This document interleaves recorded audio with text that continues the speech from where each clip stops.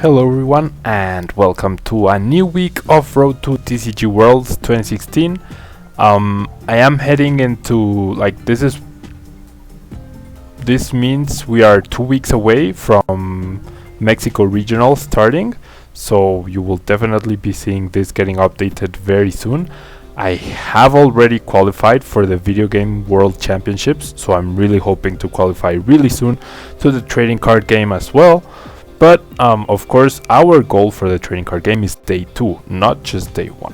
So with that in mind, let's get right into our deck. Now I decided to go with Trevenant BREAK this week because, and I didn't make a poll, because it seems like one of the last truly viable cards that I have yet to explore from the Breakpoint set.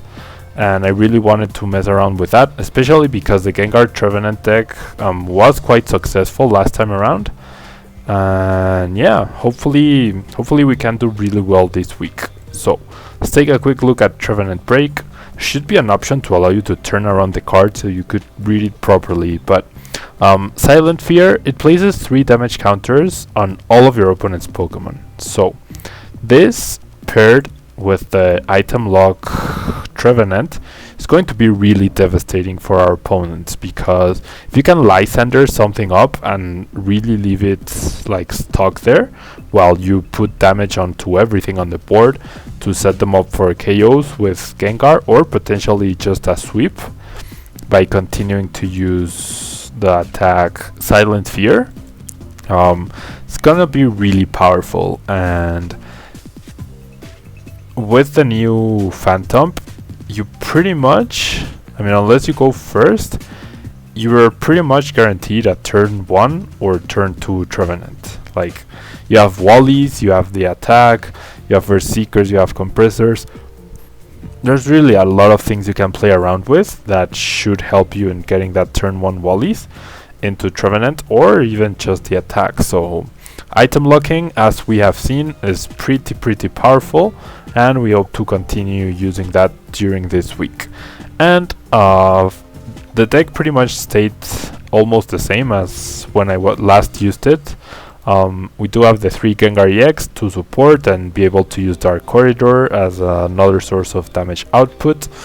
I did bring in 2 Shaymin-EX as always, and finally I popped in an Absol with Cursed Eyes, because this might not be something your opponent would expect, and you can just drop it and manipulate the damage, so you could potentially make it so that Gengar can snag a 1 KO, or you can get a KO on a Shaymin, potentially that your opponent was trying to get back into their hand next turn. Something like that. So that's it for the Pokemon. We have our lovely 4 Professor Sycamore, our 2 Lysander, which will be super important in combination with the Trevenant BREAK, especially under item lock.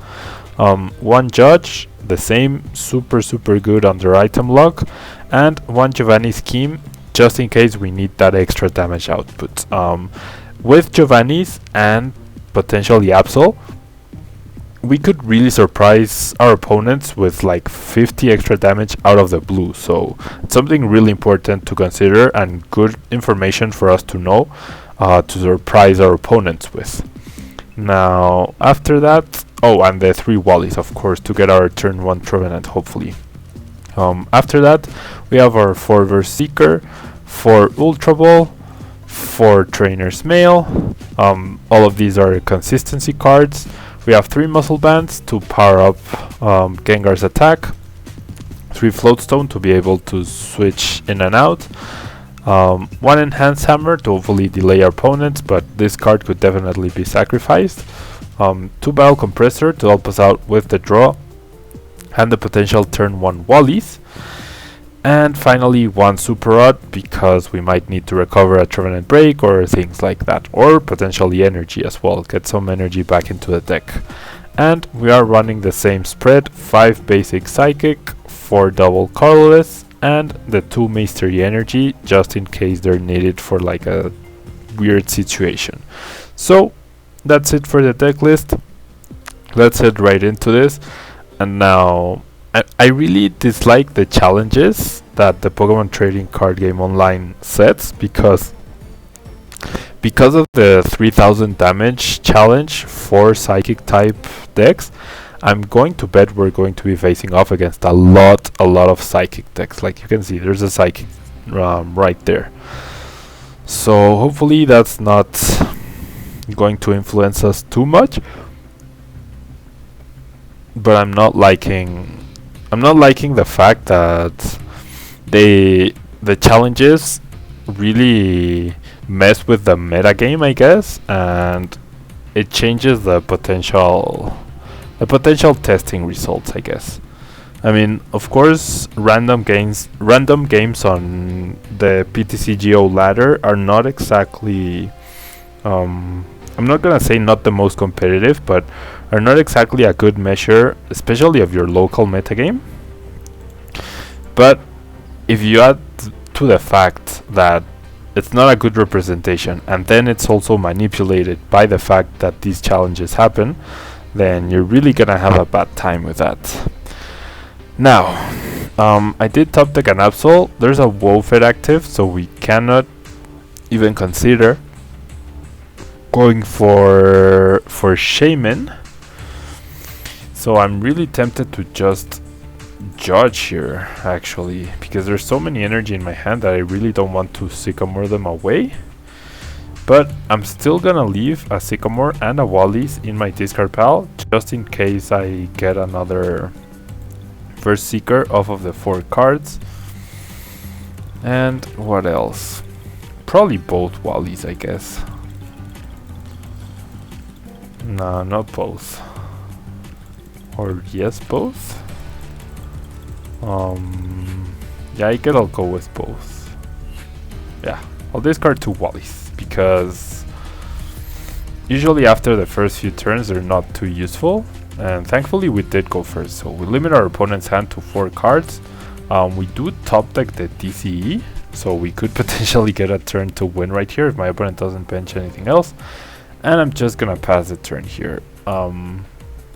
After we get rid of Wofed, the Ultra Ball can become a Shaymin, which should lead to more cards, and actually my opponent just draws and passes, so we're gonna Dark Corridor for the really super quick game here.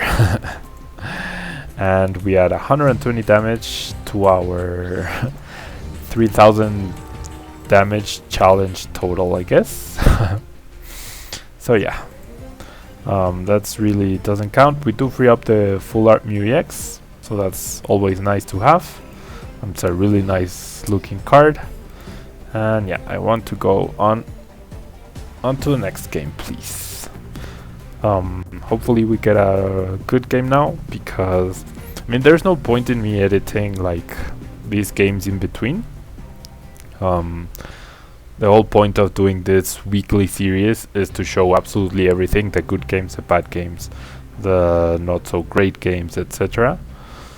So that definitely qualifies as a not so great game. But it's not like I'm just gonna not do the best play possible to make the video longer, you know? It's just I'd rather play another game than do weird things and showcase some bad moves in order for the game to last longer. I mean, I do misplay, of course, but it's never intentional, I promise you.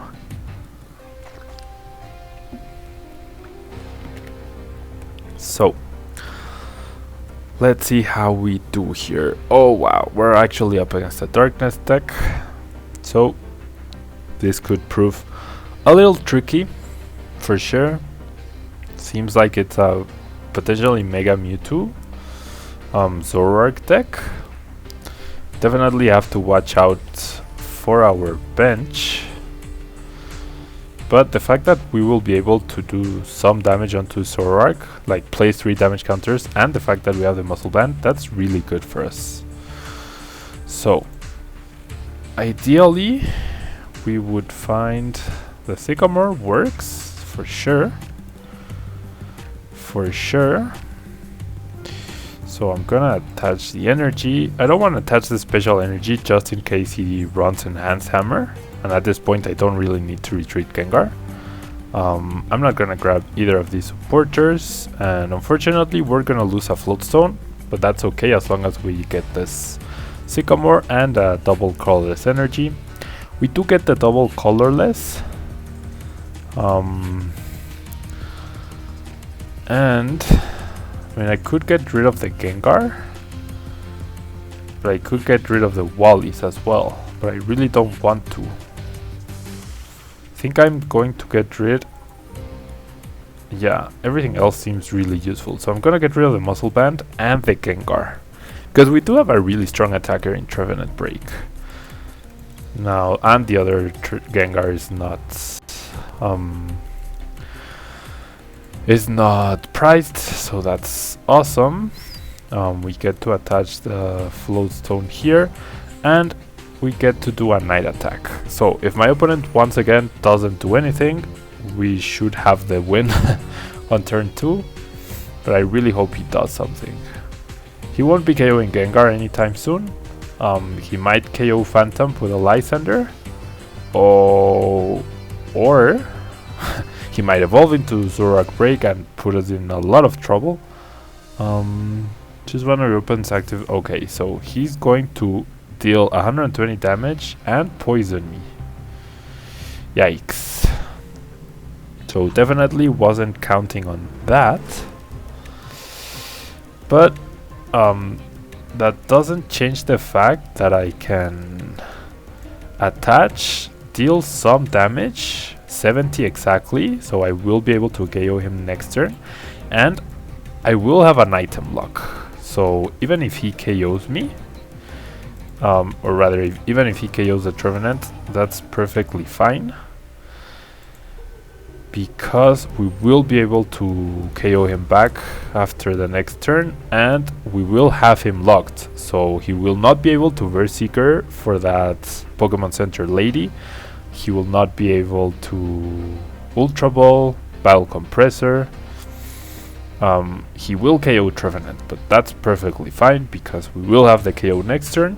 So we might... Okay, so looks like he top decked, or he wanted to use the Sycamore, but why wouldn't you use the Ultra Ball first?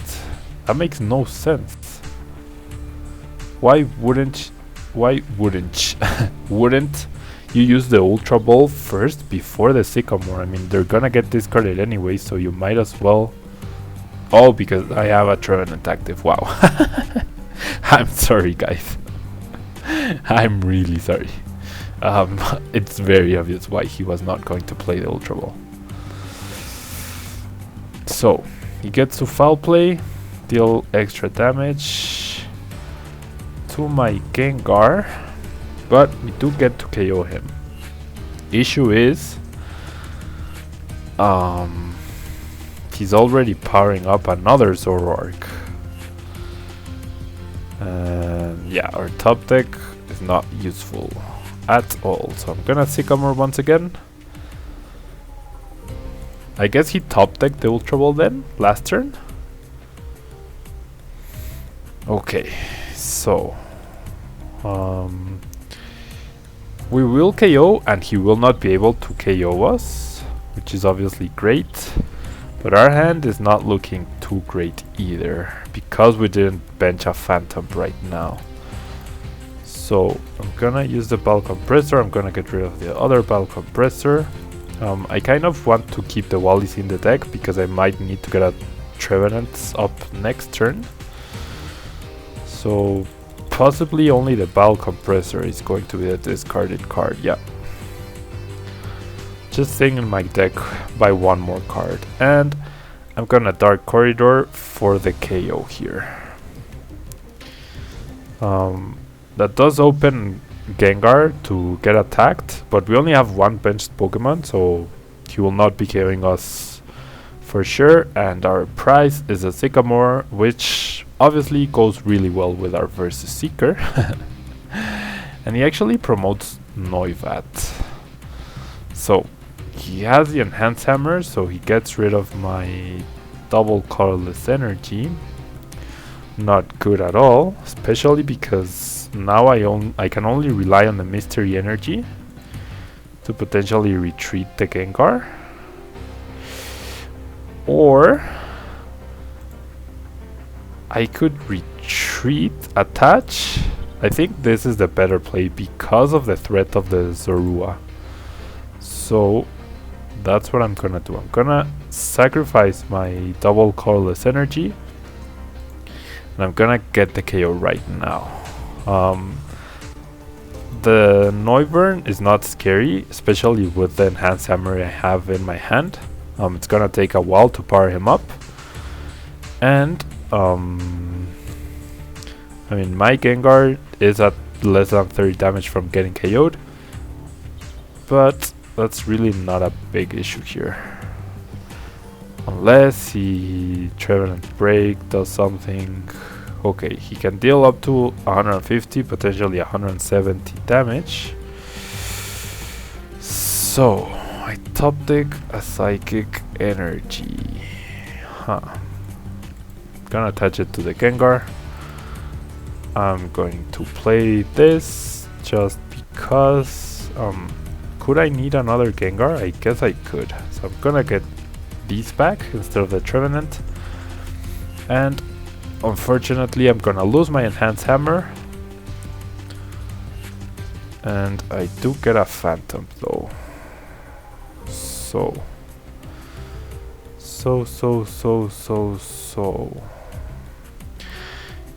I would. Okay, there's only one double colorless energy left. So is it worth it to go for another Phantom right now? I don't think it is. How much HP does this guy have? 130. So yeah, this works out nicely because if I'm able to, or if this Gengar gets KO'd or something like that, or if I power it up, a Dark Corridor with a Muscle Band does 80 plus 10 damage from the poison, 90. So if it comes back to me, I should be able to. Or Trevenant. Oh, how annoying. Trevenant would get KO'd coming into my turn. Man, he runs so many things to get rid of energy. That's so annoying. Well, not so many things, but ugh, Timpler Grunt. I hate that card. I really, really hate that card. He goes for a Zorua. So I'm definitely gonna focus my Night Attack onto Zorua. He only has one card left. He already played a supporter. Yeah, I was really hoping it wasn't like the last DC or double, or not the last, like a double Dragon Energy. And I actually get a Wallis. So I'm definitely going to play that onto my Phantom. There's one Trevenant priced, but my Gengar is stuck in the active slots. So I'm gonna place the 3 damage counters on Zorua. I threaten with the KO on Zorua next turn, which I really rather do than KO the Trevenant, or the Trevenant. Man, come on.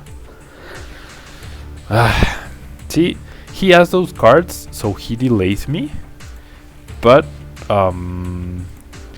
he's not getting any further himself. Like, he sacrifices draw cards for that, so he slows me down, yes, but he's not accomplishing anything himself. So it's pretty much an even game.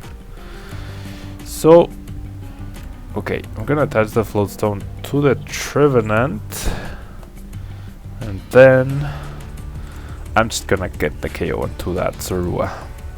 That was definitely very generous from my opponent. And as long as he doesn't top deck a double Dragon Energy, we should be okay here. We really should be okay. He hasn't played a Verse Seeker either, so it's gonna be really nice to beat a Dark deck with the Gengar. And honestly, I know Trevenant hasn't done anything at all in this couple of games, but I'm sure throughout the week there will be a lot of situations where Trevenant will be useful. Like, I remember in one of my practice games I got absolutely swept by a Trevenant BREAK. Like, he just absolutely cleaned everything on my side of the field. And my opponent's really thinking things through. Is he going to play a third Team Flare Grunt? Are you really gonna be that guy? Come on. You have 2 cards in hand. One of them is useless, as we have seen previously, and finally he passes.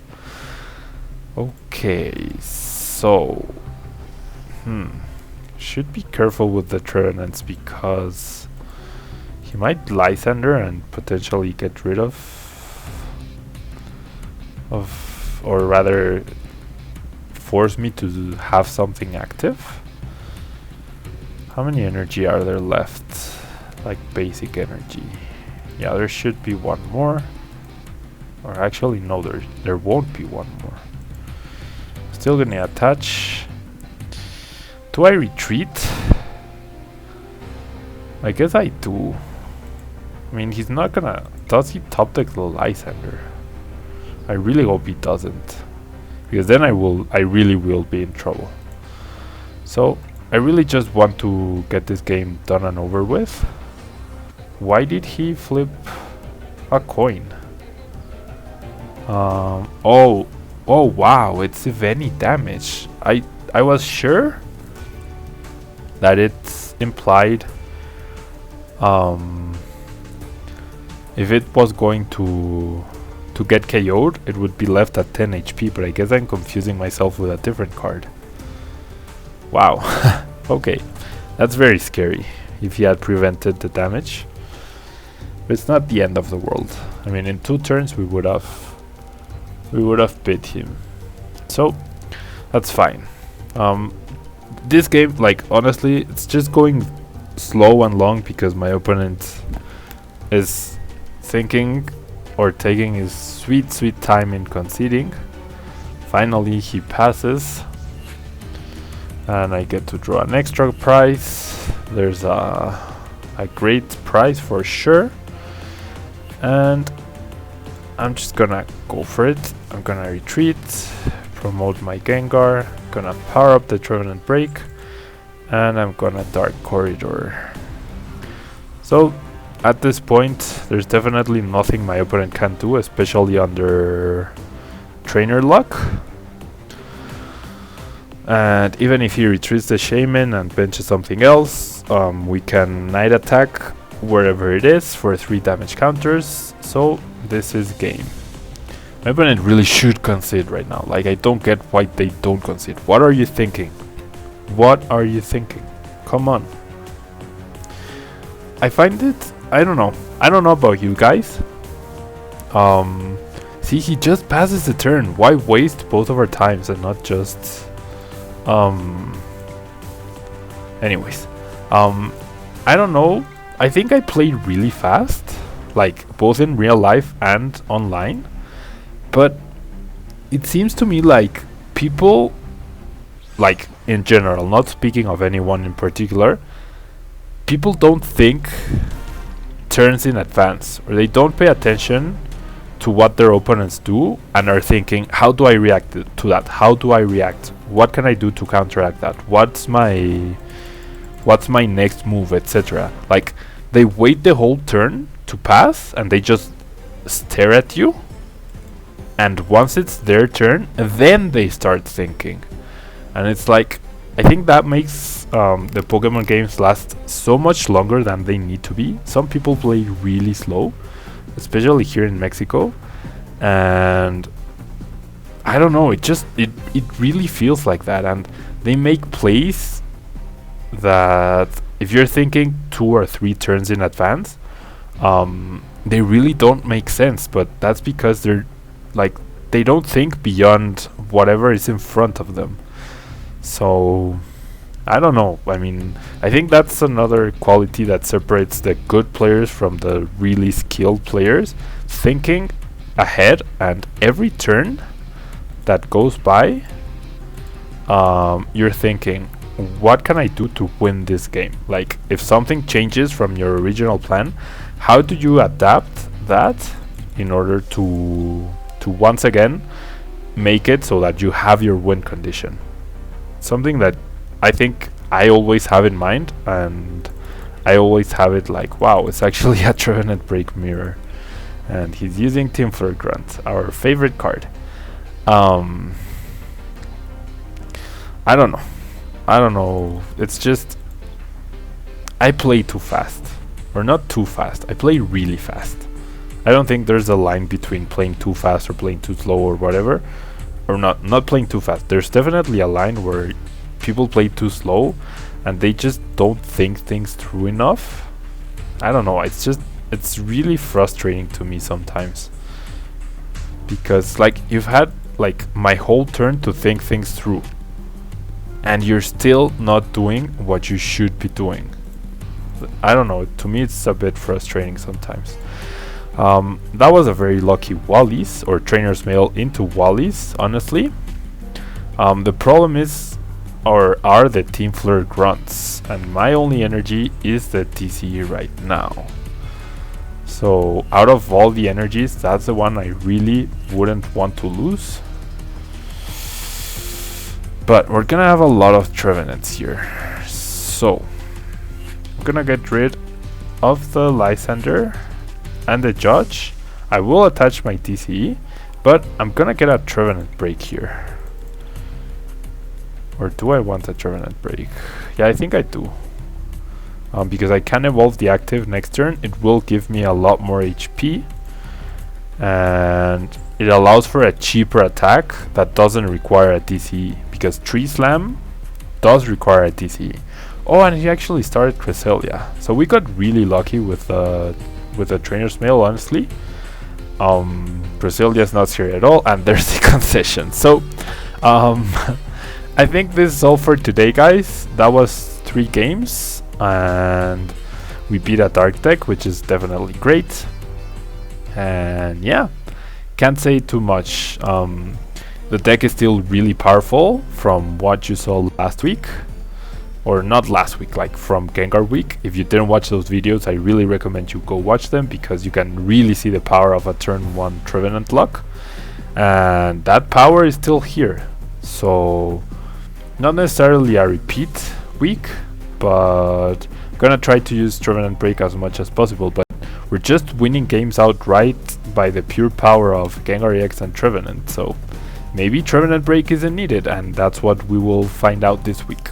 So that will be all. Thank you guys so much for all your support. Please leave a like on the video if you want to keep on supporting the channel, and I will see you guys tomorrow in Spanish or on Wednesday in English. Bye bye.